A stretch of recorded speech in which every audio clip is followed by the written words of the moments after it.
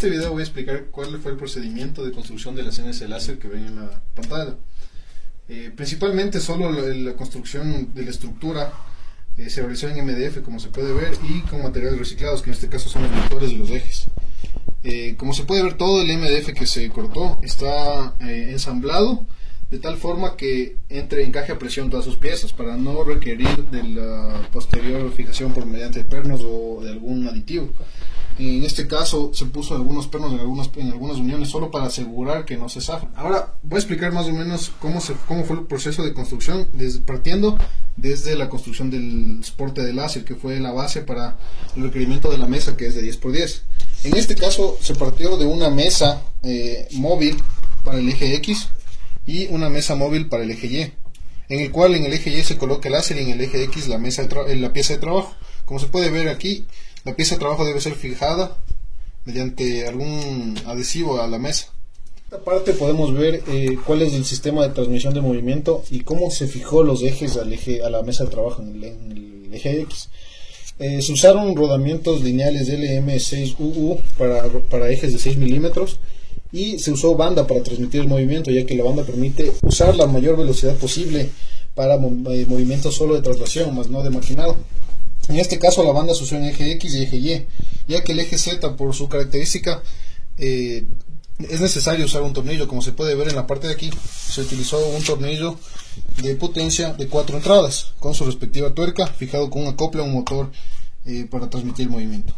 En la parte inferior de la estructura se tienen todos los circuitos electrónicos de control que comunican a la computadora con los actuadores, que en este caso son los motores y el láser.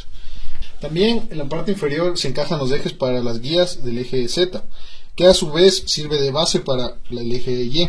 En este caso se puede ver que aquí se tiene en el eje Y, se tienen rodamientos lineales en forma horizontal, para el eje Z se tienen en forma vertical, en la misma mesa de trabajo. Con eso simplificamos un poco las piezas, y nuestro eje Y con el láser y su respectivo ventilador quedan con un brazo. En esta parte también, en lo que es la mesa del eje Y, que transmite el movimiento desde el eje Z, tenemos el acople para el fin de carrera del eje Z y el acople para el fin de carrera del eje Y, que sirven para determinar dónde está el cero máquina. Y en el eje X lo que se tiene, el fin de carrera, es en la parte inferior de la mesa. En esta parte podemos notar que el eje Z ocupa ejes de 8 milímetros, mientras los ejes X y Y ocupan ejes de 6 milímetros. Esto solo se hizo con el propósito de darle mayor estabilidad y firmeza. Como podemos ver, el láser con el respectivo ventilador queda en voladizo en esta parte. Entonces lo que se hizo para evitar que esto fleje es utilizar ejes de mayor diámetro, en este caso 8 milímetros, que es la diferencia de los del eje X y eje Y, que son de 6 milímetros. De igual forma, la fijación de los rodamientos, en este caso la separación respecto del rodamiento de un eje al rodamiento del otro, es superior a la que tenemos en el eje Y y en el eje X, para aumentar la estabilidad que se tiene en la máquina.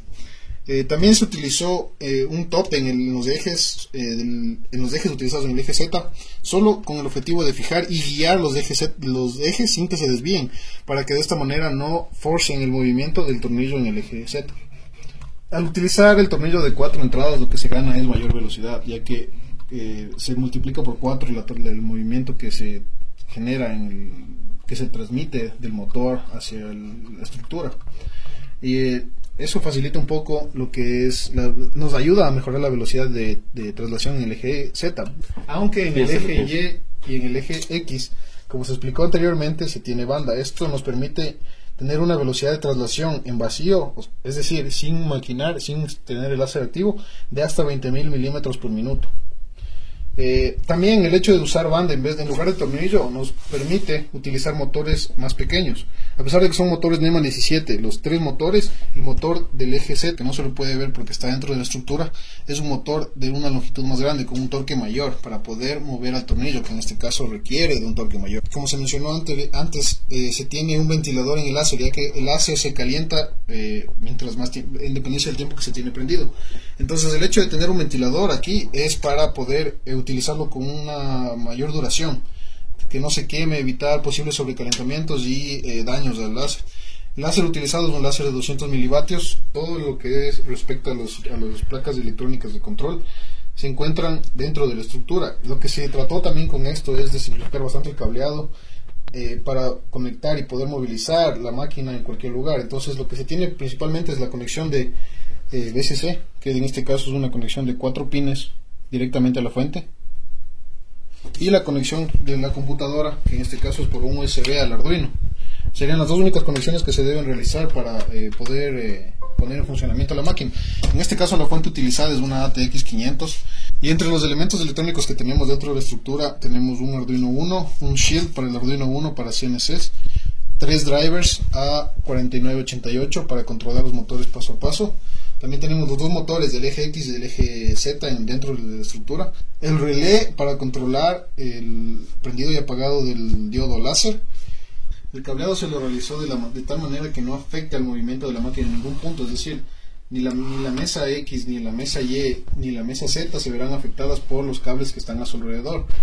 Esto es importante, ya que de esa forma evitamos posibles desconexiones que se puedan dar, o que si algún cable se force en lo que es cuando la máquina está en funcionamiento. En lo que respecta al software de control de la CNC, primero tenemos el Universal G-Code Sender, que es utilizado para enviar todos los códigos G hacia la máquina, los cuales son leídos por el firmware GRBL Controller, que en este caso es un software libre igual que el G-Code Sender, de fácil implementación, fácil entendimiento de cómo son los comandos. Como se puede ver aquí tenemos para el G-Code Sender tenemos los comandos, el modo de archivo para poder enviar archivos directamente, TXT o G-Code, los controles de la máquina y los macros, que son teclas de fácil acceso. Aquí tenemos en la consola, después de mandar por comando este código, tenemos todos los que son los parámetros de configuración que están en el GRBL Controller. Ahora procedemos a encenderlo para observar un poco cómo es el funcionamiento de la máquina. En este caso se necesita conectar el USB del Arduino y conectar la fuente, encender la fuente y realizar la conexión del puerto desde la computadora. Ahora solo vamos a ver un poco lo que es el movimiento que nos permite la banda con la velocidad que nos puede permitir utilizar una banda en lugar de tornillo. En este caso el código que voy a mandar es un simple G1 y E100, que la mesa de trabajo cabe recalcar que es de 100 en X, 100 en Y y de 60 en este caso para Z. Vamos a utilizar una velocidad de 20.000 milímetros por minuto. Como se puede ver, el movimiento es prácticamente instantáneo. A diferencia de la banda, vamos a observar que el tornillo es bastante lento en su velocidad máxima, y adicionalmente también se tiene este sonido de la fuerza que hace el tornillo para poder mover la tuerca. En este caso la banda nos permite eliminar este sonido, eliminar la fuerza adicional que se requiere por el motor, y nos brinda una mayor velocidad, mucho mayor a la del tornillo. A continuación, para las pruebas de funcionamiento, lo que vamos es enviar el código que se generó para grabar esta imagen. Lo único que se hace es cargar la imagen aquí en Browse, se carga el código que se tiene de la imagen. El código tiene que ser en formato .gcode o .txt, y enviamos a la máquina. La máquina está configurada para poder realizar estas acciones. Procedemos a enviar el código y observamos que va a empezar a quemar la balsa que se ha colocado en la mesa de trabajo. Una de las cosas más importantes que se aprendió en el nivel y que es clave para poder realizar este proyecto de manera correcta es la configuración de los motores, en este caso los motores con banda y los motores con tornillo, con lo que viene siendo el GRBL Controller y el G-Code Sender. En este caso la configuración de los pasos por milímetro, la configuración de la velocidad que se tiene, todo ese tipo de configuraciones en lo que es el programa fue algo muy valioso que se aprendió en este nivel. Como podemos ver, la configuración, todo lo que se configura en los parámetros de la CNC. Del conocimiento adquirido en anteriores niveles, lo que más sirvió para poder realizar este proyecto correctamente fue el conocimiento para poder realizar encajes a presión. Todos los acoples que están aquí que se pueden observar son a presión. Esto ayuda a simplificar bastante lo que son las tuercas, los pernos, en todos los ajustes que se realizan. Además, adicional a esto, el conocimiento de la implementación, de cómo se deben colocar los rodamientos lineales. Algo nuevo que se aprendió en este semestre también fue la utilización de tensores, de este tipo de tensores, como se puede observar aquí, para poder añadir la tensión necesaria a la banda para que pueda transmitir el movimiento de manera correcta, junto con los rodamientos de esta sección. Estos tensores fueron fueron lo más importante para el sistema de transmisión de movimiento. Algo muy importante que se aprendió también este semestre es cómo fijar los rodamientos hacia las placas, hacia las bases, hacia los soportes que se tienen aquí, que es mediante correas plásticas, y esta unión es bastante segura, bastante fuerte, que en este caso se utilizó para todos los rodamientos en todos los ejes que se tienen. De igual forma se utilizaron correas plásticas para fijar la banda, como se puede ver.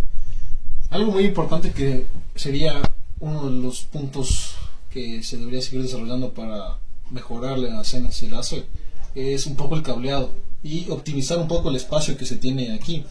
Esto es algo que se debería seguir desarrollando, seguir mejorando las piezas para que ocupen menos espacio, menor número de piezas en algunos casos.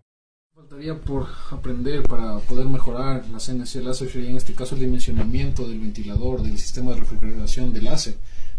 Para el diseño que se realizó en este momento solo se utilizó un ventilador cualquiera que se lo acopló al láser para poder ventilarlo y poder evitar sobrecalentamientos del láser, y de esa manera conservar y preservar más que nada la vida útil del láser.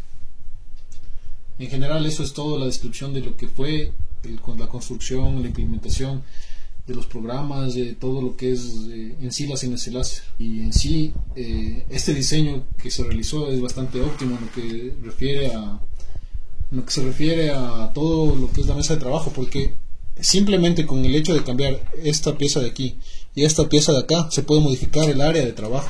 En este caso el volumen es modificable hasta una cierta altura. Como se puede ver también, solo dependería de modificar el tornillo, la longitud del tornillo de potencia, que en este caso es de 20 centímetros. Y eso sería básicamente todo lo que refiere al procedimiento de ensamblado y lo que es la CNC láser. Ahora se puede observar el funcionamiento de la máquina y a continuación el producto final.